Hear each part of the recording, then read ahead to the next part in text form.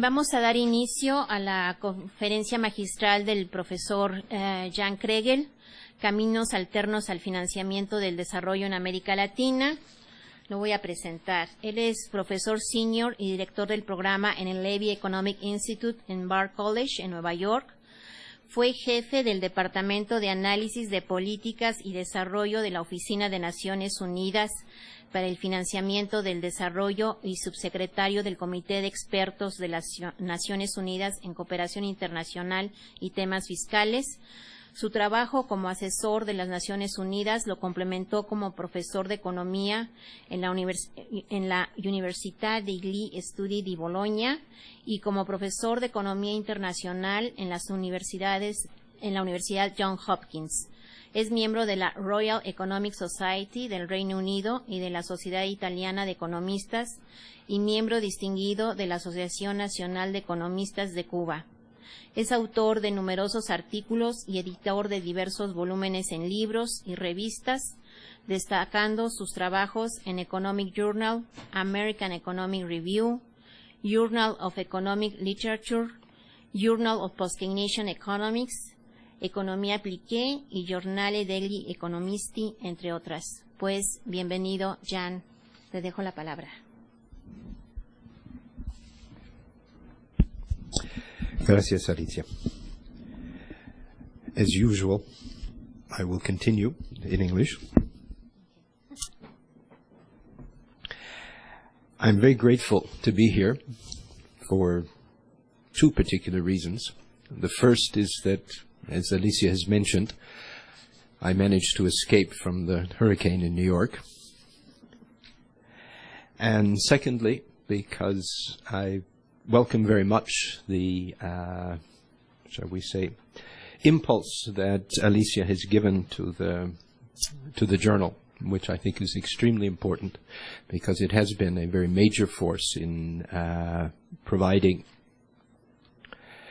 development strategies and what we like now to call alternative development strategies, since officially in multilateral institutions, developing countries are not supposed to have alternative development strategies. And it's also for that reason that I'm very grateful that Alicia provided for me a rather different topic, because I had been in Mexico City about a month ago. Rolando Cordero organized an extremely interesting conference in which we looked at the major differences that developing economies face. And I told Alicia, well, I've already had my say at that point, and this question is whether I had anything new. And she said, well, let's look at whether the old development strategies really have to be changed, or whether they are in fact appropriate for the current conditions. So basically what I did was to go back to, again, this is my United Nations background, back to Prevish's initial work in CEPAL and his report as Secretary General to the first UNCTAD conference, in which he draws a very clear distinction between two different approaches to development. One basically that ruled in the 19th century in Latin America, which is categorized usually as desarrollo de fuera, and the new conditions that arose in the 20th century when basically the United States replaced the United Kingdom as the dominant global economy and required a radical change in terms of the policies of developing countries. And the proposals that Prebisch and his collaborators, first in Santiago and then in Geneva, were an attempt to respond to that new change in what was effectively the global international order that was represented by the dominance of the United States after the after the Great Depression and then effectively after the Second World War. And this traditionally has been described as the desarrollo desde dentro, that is the idea of internal development. So building on that, I thought, well, if we look, we've had the shift from the United Kingdom to the United States, and the United States is, well, I don't know, it's been declared dead as the global hegemon more times than I would like to remember, and it seems coming back like the zombies who seem to be killed and then emerge as the sun declines. But there is a very strong possibility, and it's extremely evident in looking at the impact on developing countries of the role of what we call emergent economies, or in particular the role of China as a global player. So if we can look at it from that point of view, we can say we may be at the beginning of a third epoch, and the question then is it necessary to put forward a new development strategy in order to respond to that impact? Now, if we look very simply at the impact that China has had on the rest of the developing world, and in particular in Latin America, we know that China has adopted a development strategy which is based on a very rapid increase in building up the manufacturing sector, and in particular in building up manufacturing exports. And those manufacturing exports have not only been competitive in developed country markets, but they have also been extremely competitive in developing country markets. If you go in the market behind the Zocalo and you try and buy something there, it's now extremely difficult to find anything that is in fact produced in Mexico, because everything is produced in China. So the first Chinese impact has been a very sharp penetration in terms of manufactured goods in developing countries, and we now categorize this as the process of deindustrialization in Latin America. The second aspect is the decision that the Chinese made very early in designing their development strategy, and that was that it was much too expensive for them to develop their internal primary resources.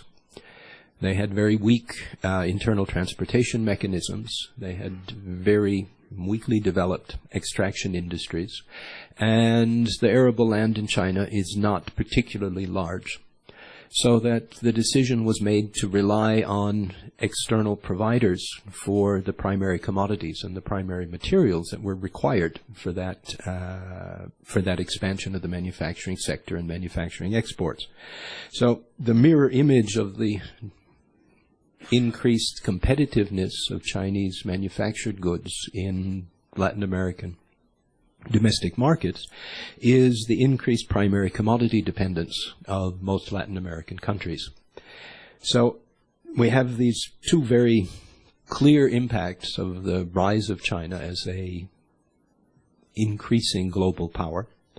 And in addition to this, we have to add the very sharp contribution that has been made by the policies proposed by multilateral institutions towards increasing the amount of external capital, or the liberty with which external capital manages to move across borders, that has contributed to this impact of both primary commodity dependence and deindustrialization in terms of very rapid appreciation of exchange rates in most Latin American countries. So that the conditions that we have to look at, that is, I would say, the new conditions that Latin American countries have to look at in terms of their development policies, is first the return to primary commodity dependence, the deindustrialization, and the widespread excessive appreciation of exchange rates, which has contributed to both of those characteristic changes. Now, I don't want to single out a major culprit in terms of these changes, but it is quite clear that the exchange rate is the one area in which very little attention has been given. That is, we've had the finance minister of Brazil, for example, Guido Mantega, who has talked about the international currency wars as part of that particular problem. And Brazil has responded by introducing certain impediments to capital inflows, taxation on derivatives, taxation on short-term capital inflows, that go quite a bit beyond what has been the norm traditionally, but with very little impact on the behavior of the Brazilian exchange rate, which continues to be determined primarily by movements in global capital and portfolio allocations. So I'm going to argue that probably on the side of exchange controls, or on the side of, inside of capital controls, which I would argue are probably absolutely necessary in new conditions, it's unlikely that they are going to have a major impact on these two trends towards deindustrialization and increased commodity dependence. So the question is just exactly what should be done, and is there anything that can be done with the exchange rate? And I'm going to go back and work from the original proposals that Raul Prebisch had made when he was at UNCTAD, supplemented by work which was done at the same time by people who were working either together or as consultants in Santiago Principal. An Argentinian economist, Marcel Diamant, who I've discovered everybody in Argentina knows, but everybody has forgotten. And I think it's probably very sensible to restore his appropriate place in terms of the development of Prebisch's theory. And at the same time, Nicholas Calder, one of my teachers, who was, we say he was a jack of all trades. He worked in virtually every field, and unfortunately his work in Latin America, in particular in development, has tended to be overlooked recently, and his work dovetails very nicely with Prebisch and Diamant. So I'm going to try and bring up some of their contributions in order to suggest a rather radical alternative in which we might deal with the problem of the overvaluation of the exchange rate, which I think is theoretically founded and cannot be controverted, but politically may be extremely difficult, and then try to look at the end of the discussion what countries that probably will not want to impose these solutions, in particular I think Mexico is one of them, what sort of alternatives they do have available and the implications of those alternatives. So basically what I'm going to argue is that in fact no, the new approach is not necessary if we look at the proposals that Prebisch made for building manufacturing sector are as valid today as they were in the 1950s and the 1960s. We simply have to look at it as a problem of reindustrialization to counter the deindustrialization. So it's simply the same problem, and that problem is the most appropriate policies to be able to develop a strong and competitive manufacturing sector, and a strong and competitive manufacturing sector that is competitive in international markets, and in particular does manage to export. Now, if I were to have to simplify Prebisch's main point, I would do it the following way, and this is in discussions in the United Nations that we've used very frequently. And that is that Prebisch argued that the only way developing countries were in fact going to emerge from their conditions of primary commodity dependence was being allowed to, what he said, to allow them to earn their development rather than borrow in order to develop. Now, just exactly what does this mean? Well, it basically says that Prebisch said that developing countries should be allowed to sell their products abroad and generate sufficient foreign exchange reserves in order to be able to finance their own development. Now, this is a proposal that was not idiosyncratic. It was not only Prebisch who put it forward.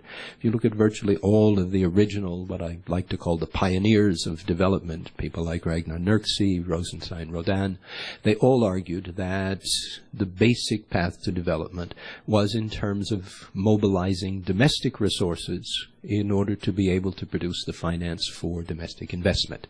Nurksi's comment in this respect, I think, is pertinent, in which he says all capital accumulation in developing countries comes from domestic resources. That is, it is impossible to borrow from developed countries the finance that can be used in order to provide the capital development of a country.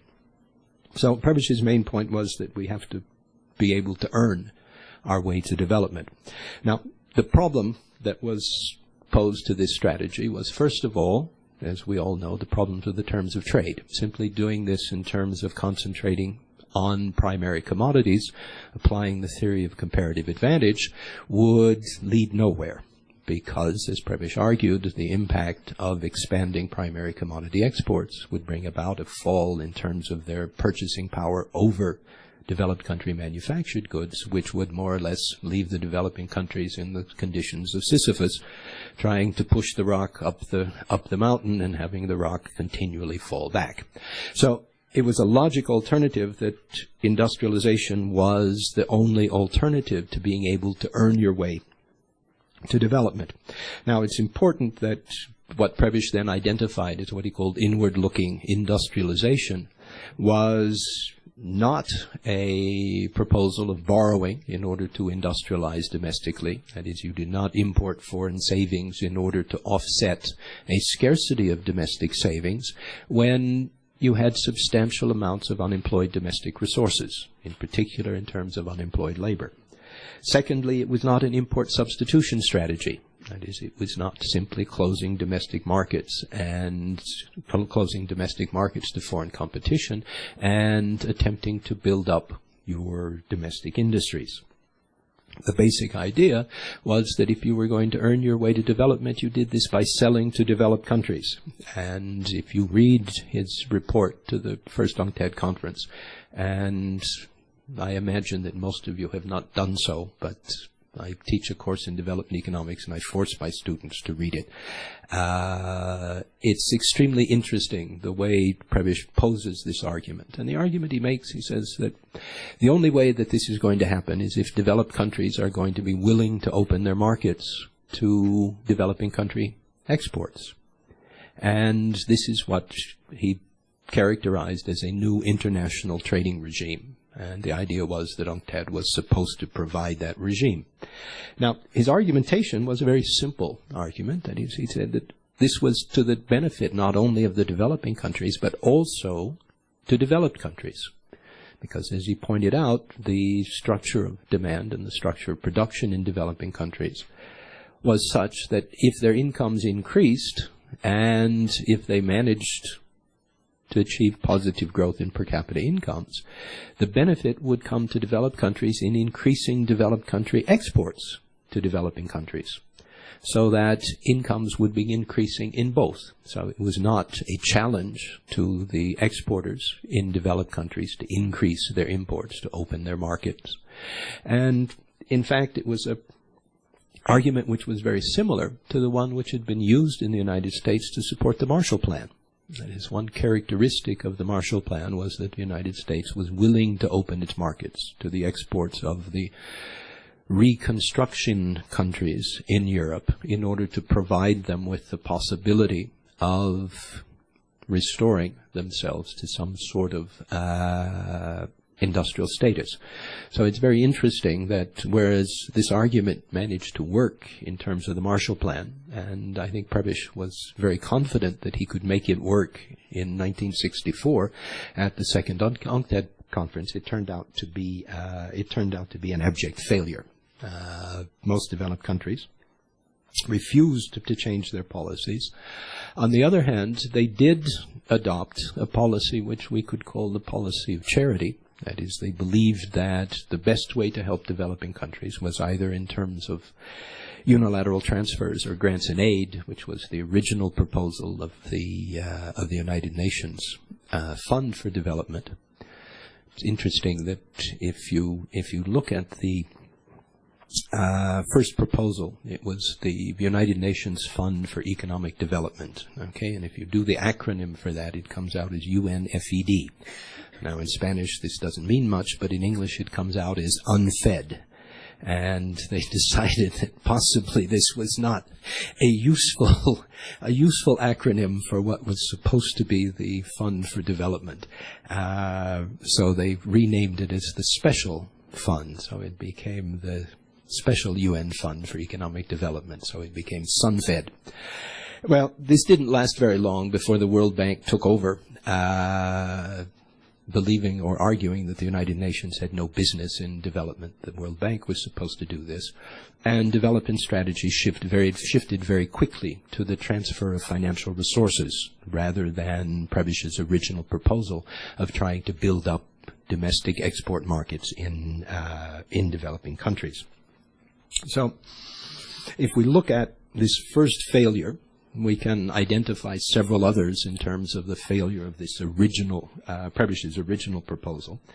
The second is that if we look at the way Prebish's policies were implemented in many Latin American countries, so they did not, in fact, follow Prebish's charge to try and increase your earnings, and effectively they did become what were called import substitution policies, the famous ISI policies, that were roundly condemned by economists like Ann Kruger and eventually emerged in John Williamson's idea that all of this business of having a special policy for development was in fact wrong, and that developing countries should be treated in exactly the same way as developed countries.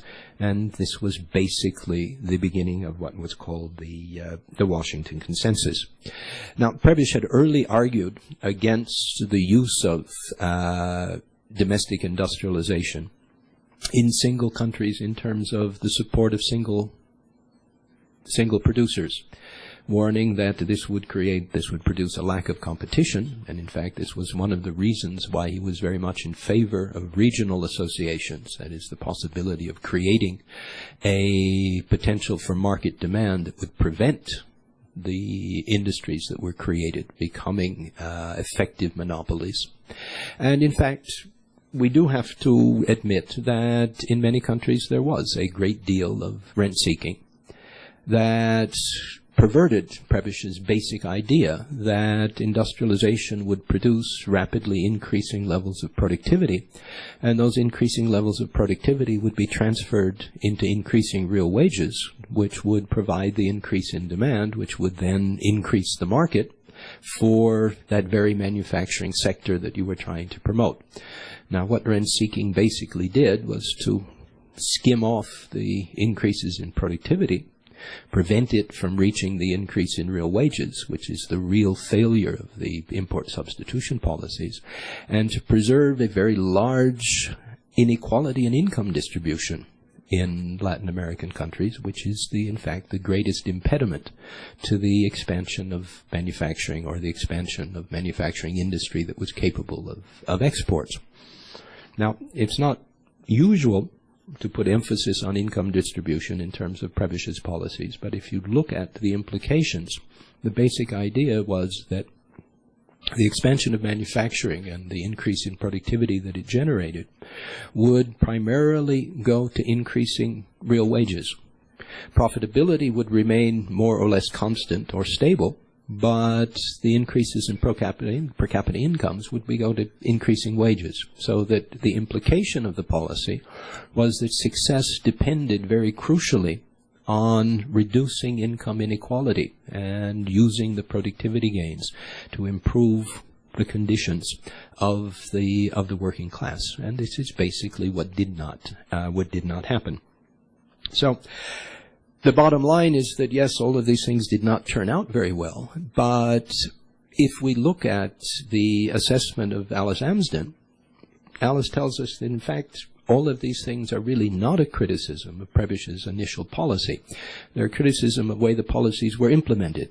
And in a very important article that was published in the Sapal Review, on the, if I remember, the 50th anniversary, something like that, Alice produced an article which was called something like Prebish is Alive and Well and Living in Asia, where she spelled out very clearly how the newly industrializing economies, and in particular the economies. She used the example of Taiwan and as well her experiences in Korea to point out that these countries had in fact followed Prebish's design almost to the letter, and with the kind of success that Prebish would have expected. That is, if we take Korea or Taiwan, the emphasis in transferring income into real wages, which produced a very sharp increase in per capita incomes, but as well a sharp increase in domestic savings, making it unnecessary to import savings from abroad. Move into higher technology production, which provided very great increases in productivity. All of this done according to a very highly detailed industrial strategy. And part of this article spells out the way in which the Taiwanese government went down to, well, what in statistical parlance we would call 3 or 4 digit SIC categories in terms of telling the manufacturing sector exactly what areas and what products they were supposed to be expanding and where they were supposed to be developing, precisely because these were the areas in which they would be able to compete. So we have to look at the so-called failure of these Prebish policies is in fact not a failure of the policies, it was a failure of implementation. If they were implemented correctly, they in fact seemed to work. Now, part of the problem here is that the success of the Asian economies was interpreted again by the World Bank as a success of the implementation of free market policies, totally ignoring the factors that Amsden had noted, that the example the Taiwanese government was willing to go so far as to specify 3-digit SIC categories in which the firms were permitted to expand and would have effective government financial support in order to do so. The problem was that basically they mistook the export success that Prebish would have expected with the success of market-based policies, and this simply fed into the support that was given to the Washington Consensus policies, and basically led to the reversal of all of these policies in Latin America. As we well know, the Washington Consensus was really not a general policy. It was a targeted policy for Latin American countries in order to eliminate the kinds of import substitution policies that had been produced until that point. Now, the difficulty here leads to a second failure, and that second failure is the inability to convince the multilateral institutions, and in particular development economists, that external capital flows are probably the least important part of a development strategy. And the multilateral institutions continued to support not only the transfer of resources from developed to developing countries. I always find it anomalous that when I was in the UN, I had to go as the Secretary General's representative to the Development Committee.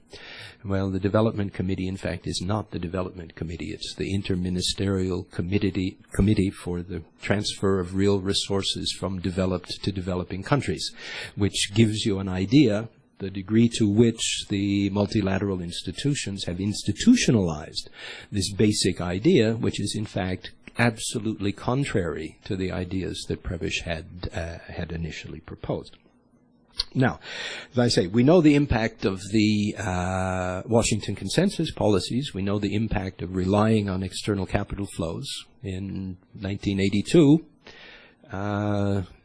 the finance minister, who I believe you're giving a prize in his honor later today, had to go to Washington in August and try and find someone in the U.S. Treasury that he could talk to in order to tell them that, well, very sorry, but Mexico is not going to be able to repay the money that it had borrowed. And the institution of what became the lost decade in Latin America, which was followed by not only the lost decade, but another lost half-decade in the 1990s. So we know pretty clearly what the implications of this continuous insistence that developing countries can only develop on the basis of borrowing savings and borrowing development from abroad. It simply does not work. And this is basically what leads us back to the ideas that, as I say, were put forward by Prebisch, Diamand, and Calder on the way you resolve this problem of the impact that these strategies have had in terms of the changes in the sources of demand and the changes in the sources of development in developing countries, particularly Latin America. And as I mentioned, basically what you have here is the ascendance, the return to power of the primary product producers of the agricultural sector, and the factor of deindustrialization. Now, we can recast this into the old question of the debate between agriculture and industry, or between primary commodity production and manufacturing exports, which was a central part of the discussion in the 1950s. Now, if we look at Diamand's proposal, he used what he called the idea of a UPS, an unbalanced productive structure. And what he meant by an unbalanced productive structure was basically the fact that in developing countries, primary commodity producers had a dominant position relative to manufacturing. And he also believed it was the case that if you looked at relative productivity and export potential in primary commodities was greater than the problems in manufacturing. So the problem was to try and increase the productivity in the manufacturing sector in order to give it a better capabilities in order to meet exports, in order to provide the earnings that were required. Now,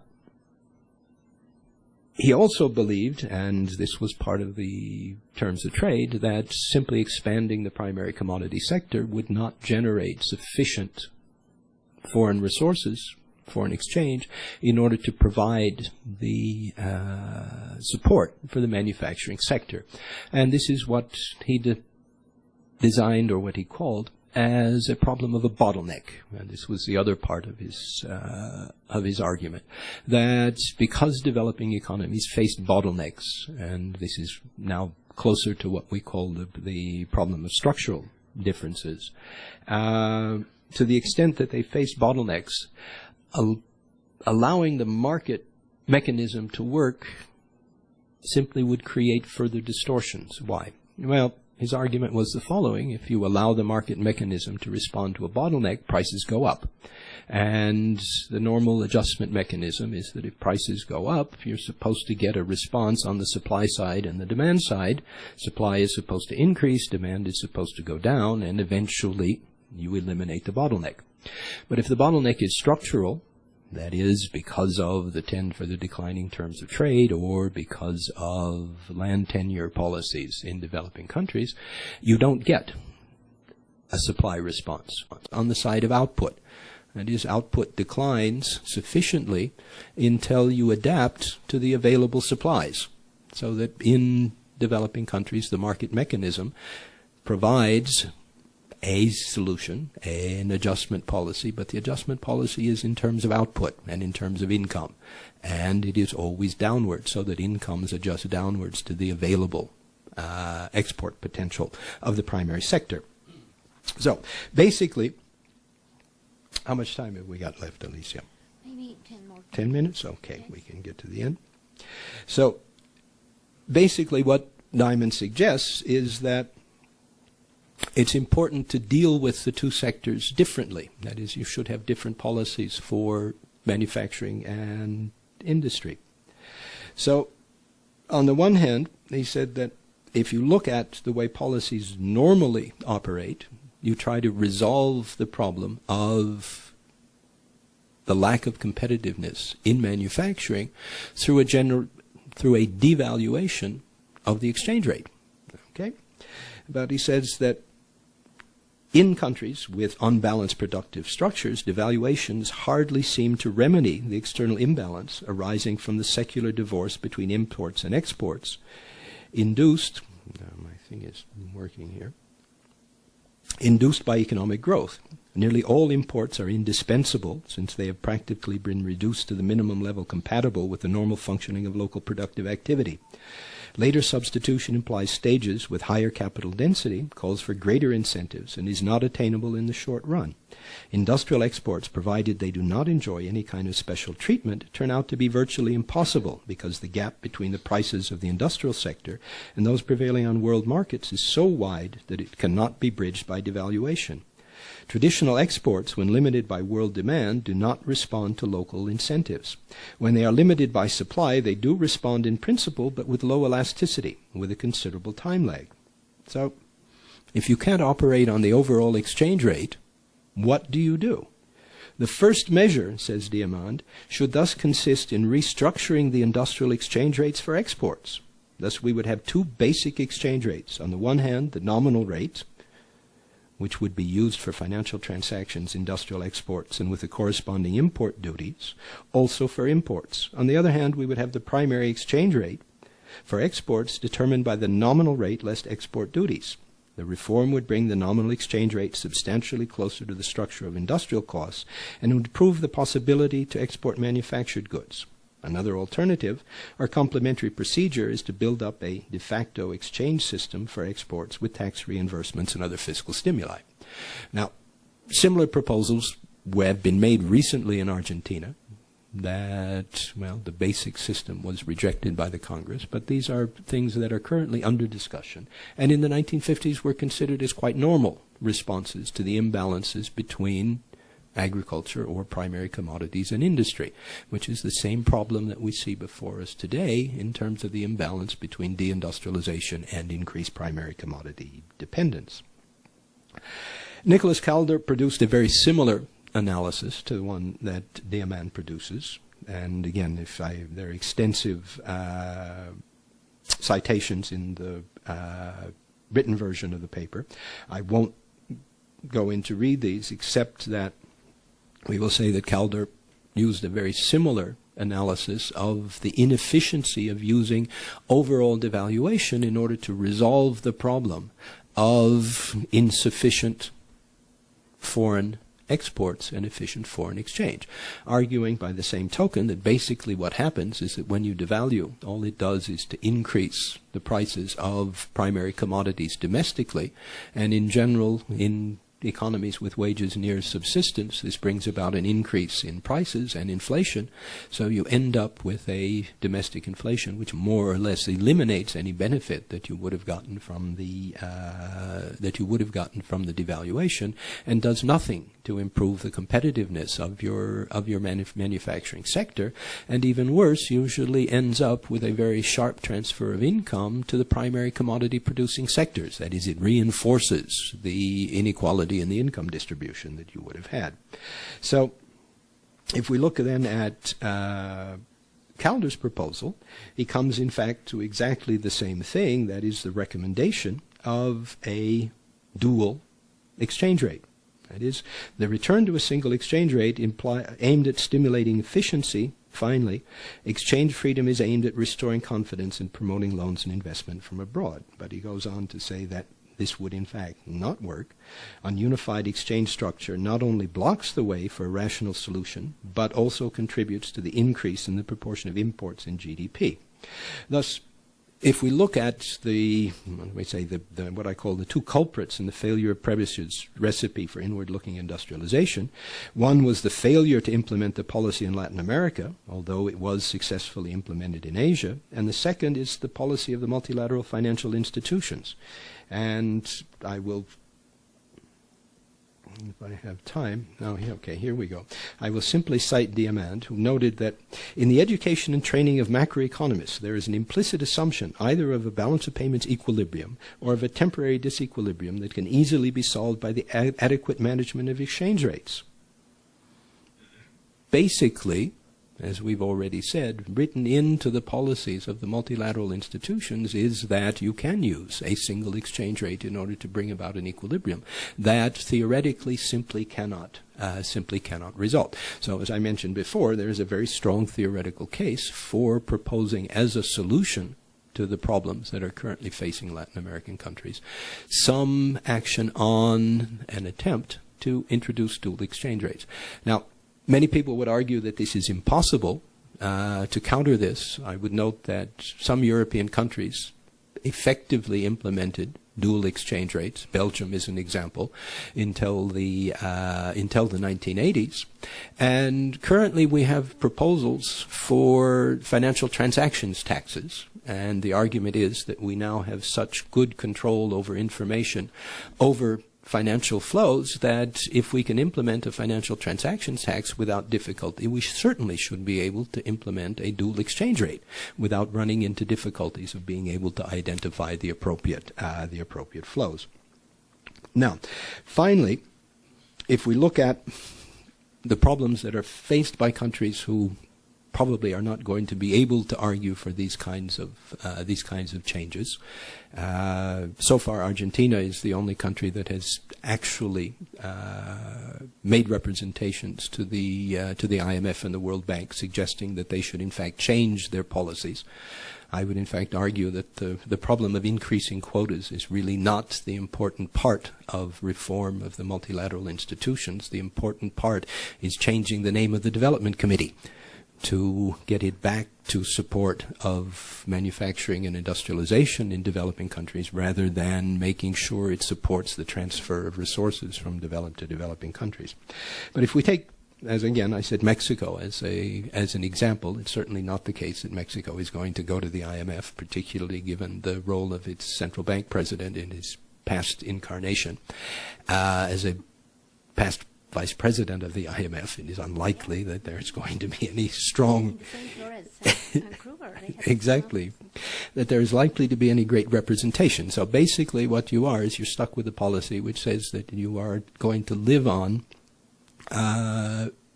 external capital flows as your basic development strategy. Now, what does this imply? Well, basically what it implies is that you are always going to have a interest rate policy which is going to be above international averages. You were always going to have an exchange rate which is effectively overvalued. I was interested to read in El Financiero, this coming in today, that the central bank is considering an increase in domestic interest rates at precisely the time when both Europe and the United States are declaring that interest rates are going to be zero or negative for the, well, at least as far as anyone can see, and perhaps in my lifetime. So basically what this policy involves is that Mexico will continue to have extremely overvalued exchange rates and will continue to face the difficulty of the competitiveness of its exports. So that the alternative part of this particular policy is that wage rates are going to have to remain compressed, and in particular, they are going to have to, in real terms, they are going to have to continue to decline. Now, I was interested to read about a month ago in the Financial Times a piece on Mexico, and I'm convinced that someone in the government has a wife who is a journalist at the Financial Times, because the government appears to have no better propaganda agency than the Financial Times recently, pointing out that Chinese wages have grown sometimes something like 3 times more rapidly than Mexican wages, as if this was a great success, indicating that Mexico will now be able to attract all sorts of foreign investment that might have gone to China. Now, the thing that they left out of account is that if you look at the evolution of the United States economy, that employment has started to increase, which everybody believes is a very good idea. But if you look at the wages of the jobs that are being provided, they are something like 30 to 35% below the exit wages of the workers who are unemployed. So that Mexico has perhaps managed to win the battle with China over who can have the lowest wage rates, but it will soon enter into a competition with the United States as who will have the lowest wage rates. And given the, shall we say, differences in security, convenience, and transportation costs between the U.S. and Mexico, it's not unlikely that a great deal of production in Mexico would eventually shift back to the United States, with the implications that, again, Prebish's basic point was that you get development number one by expanding your manufacturing exports and producing those productivity gains in terms of increasing real wages. Increasing real wages are a good thing, but they're only a good thing if you manage to build your manufacturing sector and the manufacturing sector manages to export. The policy of depending on external investment is a policy which says that we will compress our domestic wages as much as we possibly can, and therefore we will continue to depress our domestic market, and we will continue to have an increasing unequal distribution of income, which, well, is really not the kind of results that Prebisch would have wanted. So, in conclusion, we can say that the policies of the 1950s and the 1960s are really very relevant to the problems facing most Latin American countries, and that is the deindustrialization and the increasing dependence on primary exports. But the big problem is in terms of the external capital flows and the overvaluation of exchange rates, and this problem has to be solved. One way of solving it is dual exchange rates. The other way of solving it is capital controls. But eventually one or the other has to be done if an effective development strategy is going to succeed. Thank you.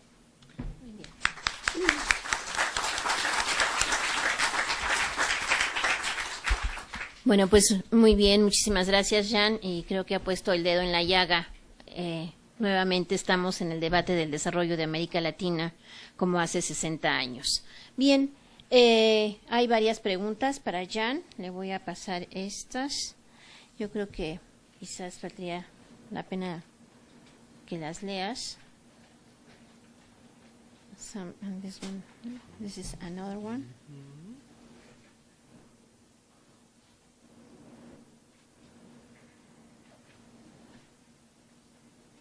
Okay.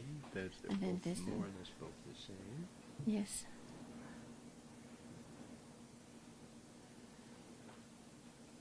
Okay, that's different. So let's do these two first. Okay. Okay. Now, this is basically a question of what sort of policies can you use to get control of the exchange rate, to prevent the appreciation of the exchange rate. As I've already mentioned, there are two basic possibilities. One is in terms of formal capital controls. I'm not very much in favor of financial transactions taxes.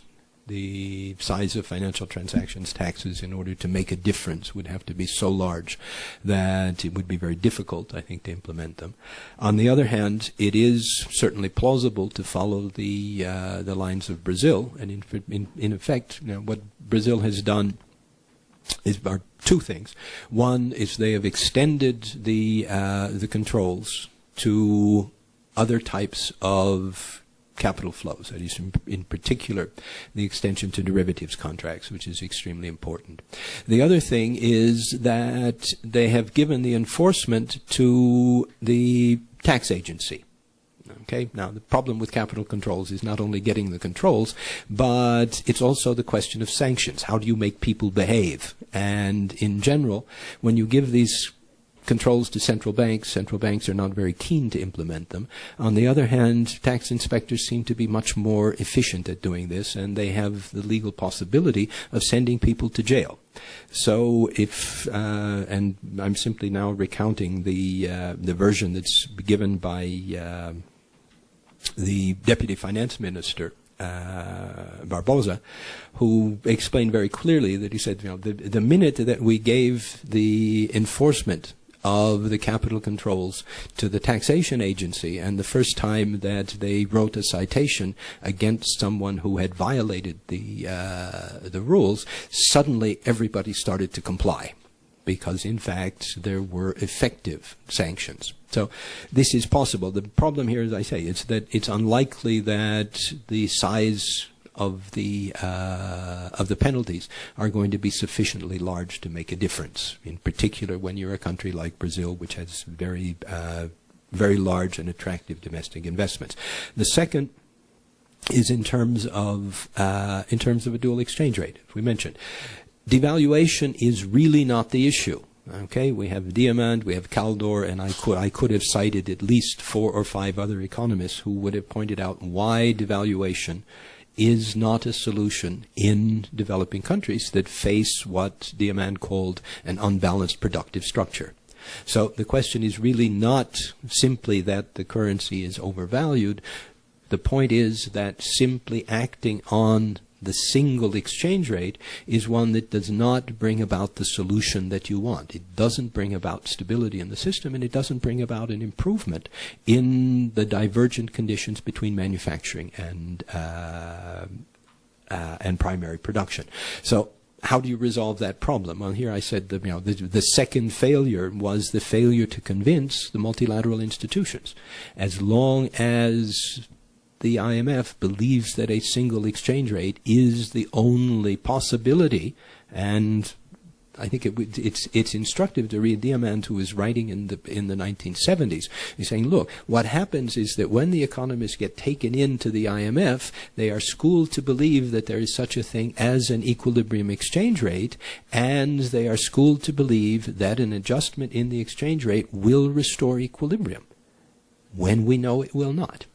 So, as we said, one of the basic difficulties, if you look at the simple construction of the IMF, it is in order to provide exchange rate stability and to use mechanisms to make sure that international imbalances do not become too large. Okay?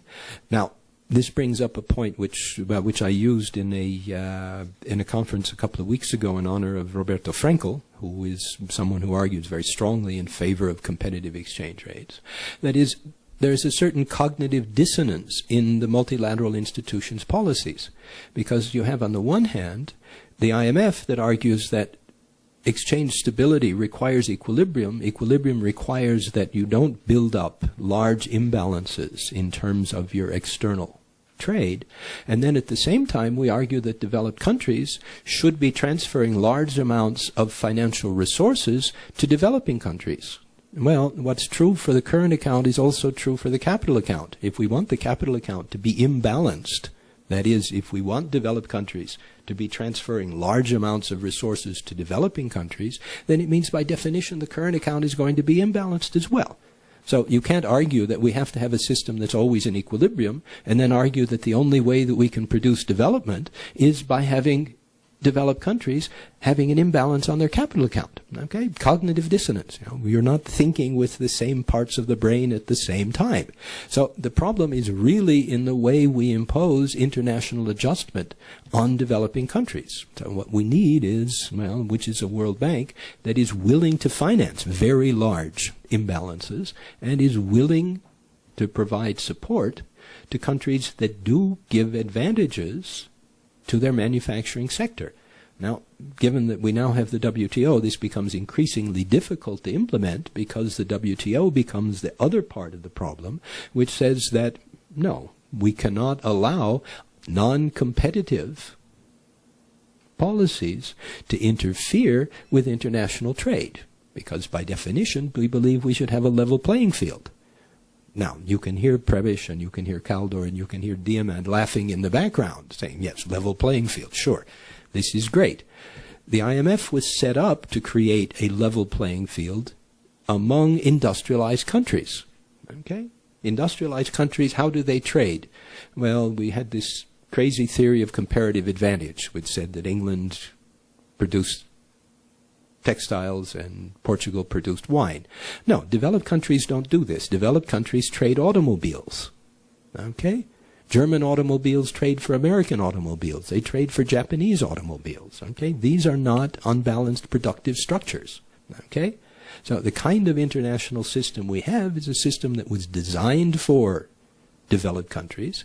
It was designed for countries that have developed manufacturing sectors. It was designed for countries that give substantial support to their agricultural sectors so that it's impossible to argue in favor of dual exchange rates. Okay, if we look at the United States has a dual exchange rate policy. What is it? It's the Farm Bill, which provides support to the manufacturing sector. In Europe, common agricultural policy. Okay? So again, I'm saying you have this problem of cognitive dissonance. You have this idea on the one hand that we should be respecting all of these equilibrium conditions, and then on the other hand we say, oh, no, the developing countries want to do this. No, you can't. No, you can't. This is not appropriate. So the developing country says, well, we would like to, provide all of these technical supports. The problem is we don't have the money to do it. And the response is, well, sorry, level playing field. Okay, fine. So basically, as I said, when you're asking, you say, what is the policy to get away from an overvalued exchange rate? And it's not a question, how do we devalue? Because devaluing is the wrong answer. Okay? The right answer is changing the way you look at the way the exchange rate has an impact on the structure of manufacturing on the one hand and primary commodity production on the other. So it was a... Okay. No, that's okay.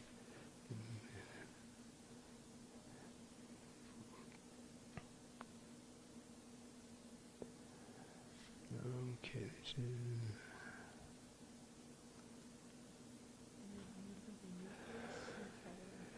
Oh, yeah, okay. This is one question on...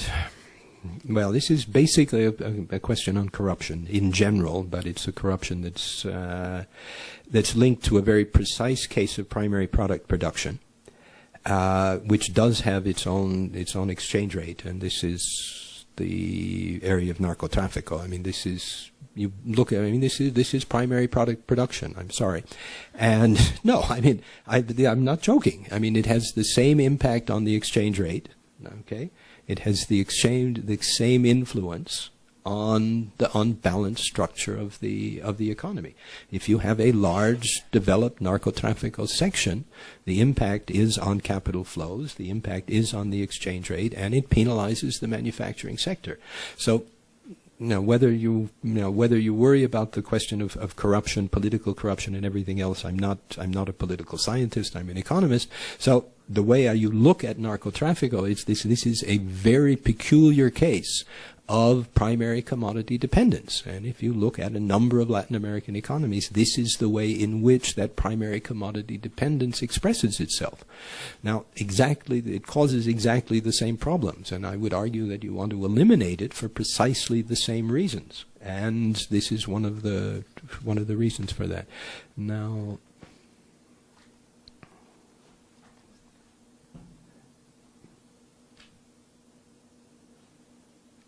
yeah, this is the point. Going back, this in fact goes back to Prebisch's point that, on the one hand, you can argue that the impact of globalization provides a generalization of the benefits of trade because it has brought developing countries into international trading patterns.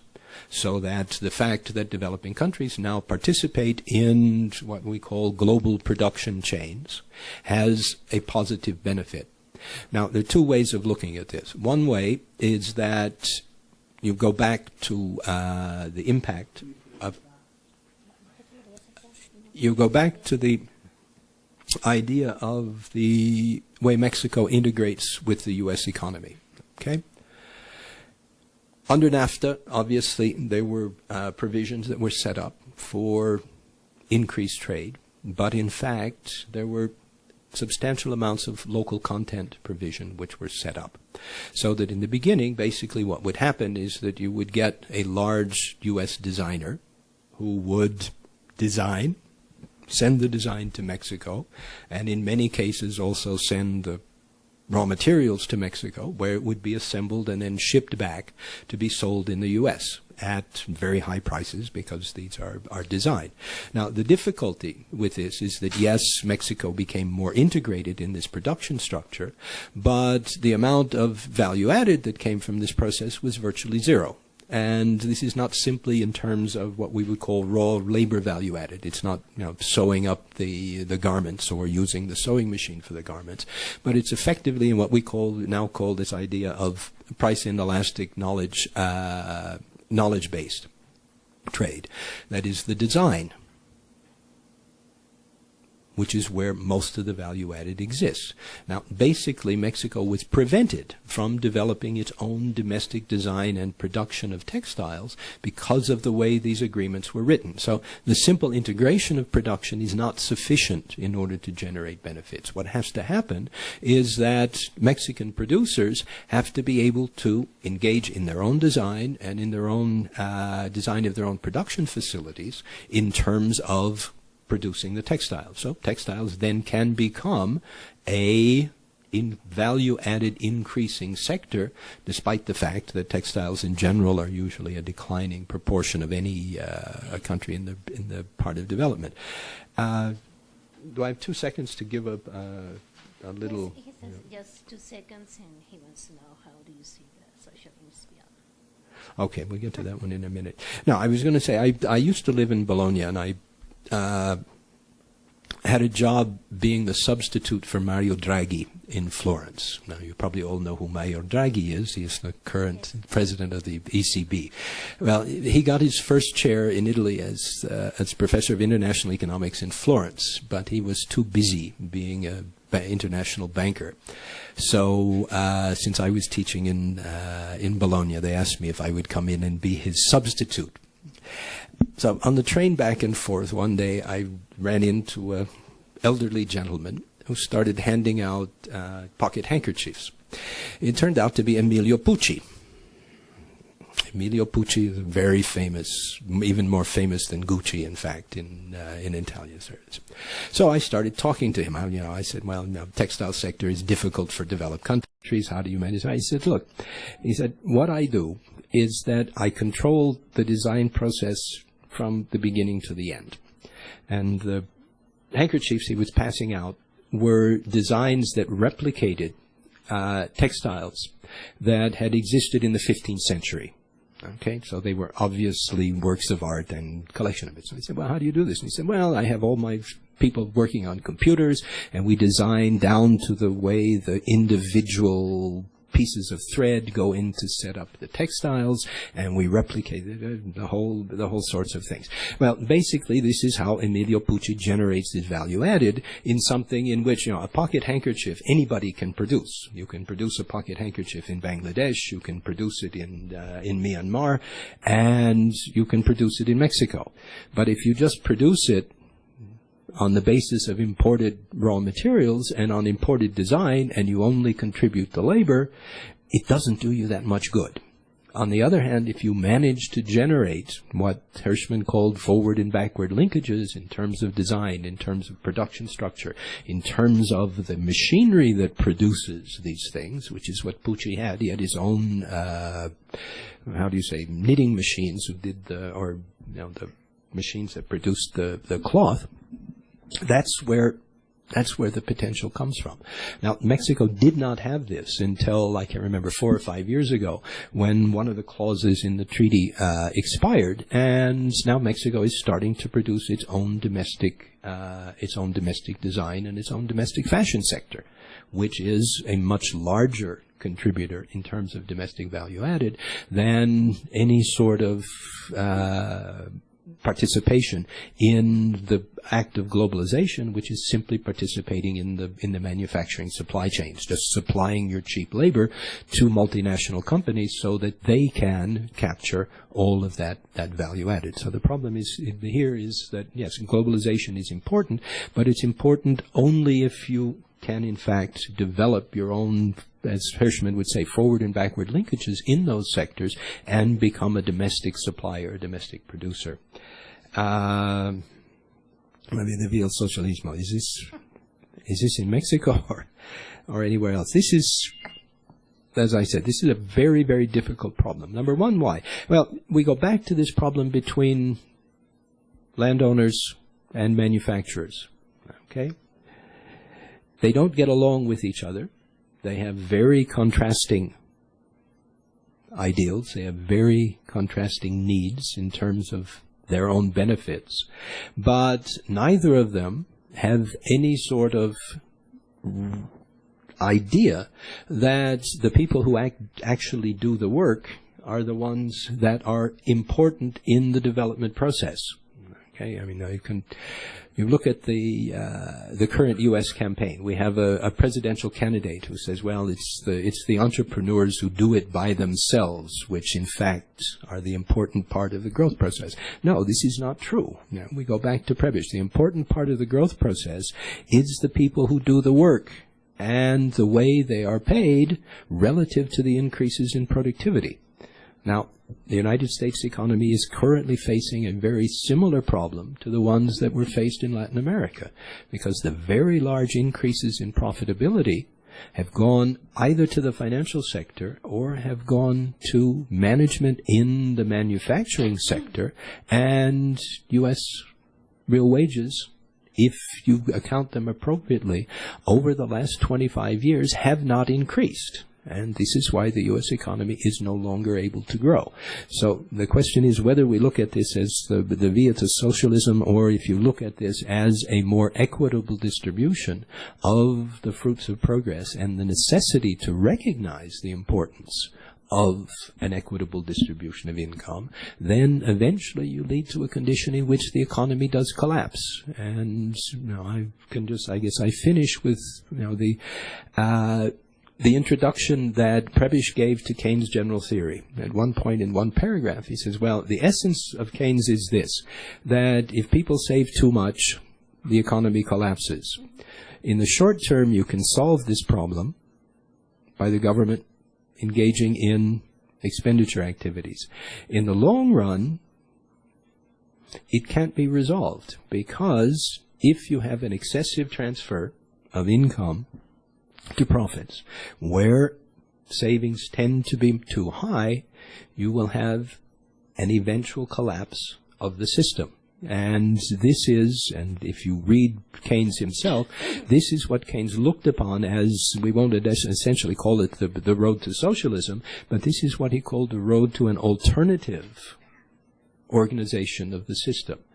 One in which he believed that the government should be responsible for anywhere from 1/3 to 2/3 of the total investments in the economy. Now, how you define socialism, whether you define socialism as ownership of the means of production by the people or by the government, this is very close to what we would normally call socialism. And Keynes believed that this would be necessary in order for the system to survive without the kinds of crises which would eventually cause it to collapse. Bien, pues muchísimas gracias a Jan y